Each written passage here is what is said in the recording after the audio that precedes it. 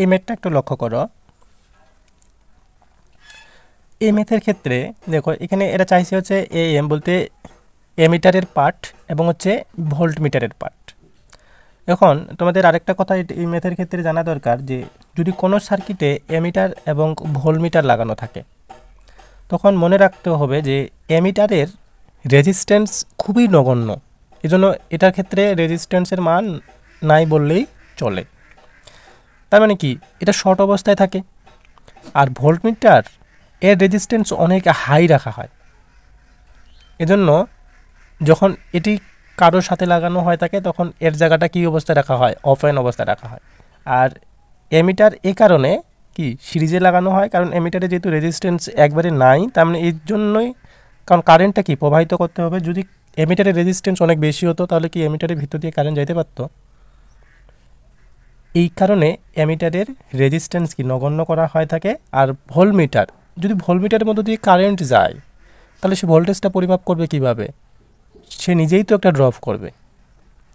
এই জন্য ভোল্টমিটারের রেজিস্ট্যান্স অনেক হাই রাখা হয় থাকে। এবার এমিটার এবং ভোল্টমিটার লক্ষ্য করো যে এই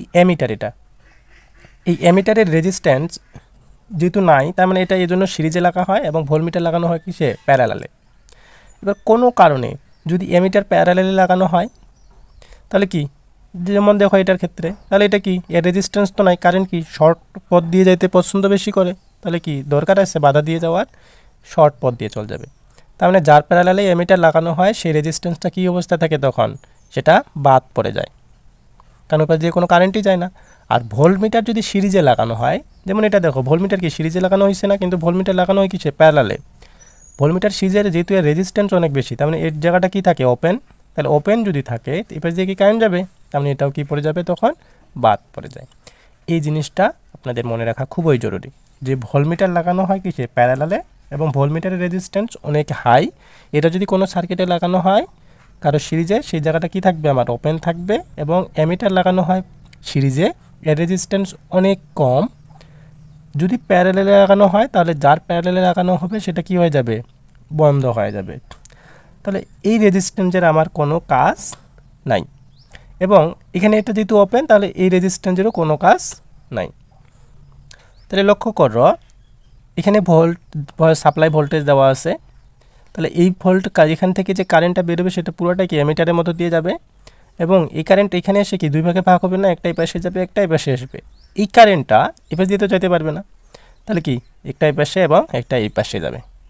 তাহলে ভোল্টমিটারটা এখন যে পরিমাপ করবে, কার ভোল্টেজ পরিমাপ করবে, যার সাথে প্যারালালে আছে। তাহলে এই ভোল্টমিটার কার প্যারালালে আছে, এটা তো আমার কি শর্ট, কারণ এটা দিয়ে কোনো কারেন্ট যাবে না। তাহলে এগুলার কি প্যারালালে আছে না, তার মানে এগুলার কি সে ভোল্টেজ পরিমাপ করবে। এবার আসছি, তাহলে আগে আমি কি এমিটারের পার্টটা বের করি। এমিটার কি, মোট কারেন্টটাই তো এমিটারের পার্ট। তাহলে মোট কারেন্টটা যদি আমি বের করি, মোট কারেন্ট বের করার জন্য কি আমার কি মোট টোটাল রেজিস্ট্যান্স বের করা দরকার, কারণ সাপ্লাই ভোল্টেজ দেওয়া আছে, তাকে যদি আমি টোটাল রেজিস্ট্যান্স দিয়ে ভাগ দিই তাহলেই তো এনাফ। ভোল্টমিটারের মধ্য দিয়ে তো কোনো কারেন্ট যাবে না, তার মানে এই তিনটা রেজিস্ট্যান্সই কি পরস্পর কি প্যারালালে আছে না, কারণ একটাই পয়েন্ট, নিচেও একটা পয়েন্ট, তাহলে এই তিনোটা কি প্যারালাল। তাহলে একবারে যদি আমি এমিটারের পার্টটা বের করি তাহলে কি ভোল্টেজ আমার কত 10, এবং নিচে প্যারালাল যদি করি কত 5, প্যারালাল 5, প্যারালাল আবার 2.5, 8 এম্পিয়ার।